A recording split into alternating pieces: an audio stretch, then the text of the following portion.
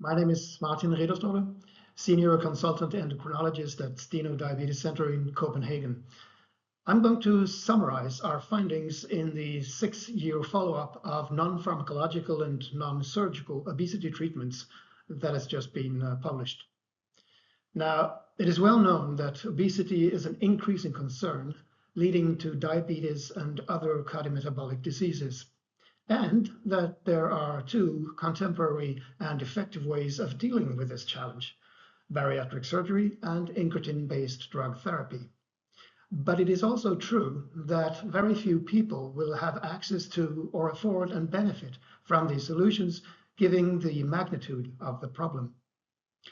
So we wanted to follow up on what happened in the long term to people who, in the pre-incretin era, attended different kinds of primarily non-pharmacological treatment programs.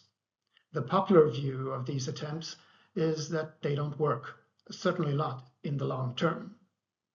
3 one-year programs were evaluated by questionnaires: individually based therapy, group-based therapy, and group-based therapy initiated by 3 months on low-calorie diet, LCD, with a group undergoing bariatric surgery as a comparator.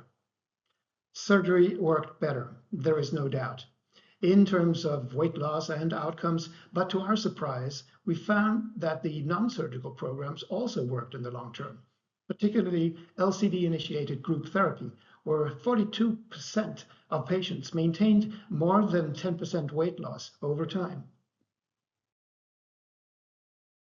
In terms of outcomes, we looked at the incidence and remission of type 2 diabetes.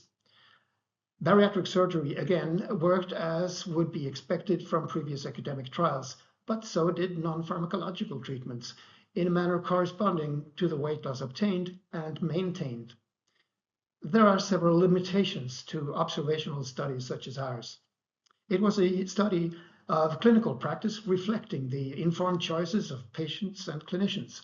There could be both information and reporting bias, and the question of causality is an open one, since there was no randomization or control group.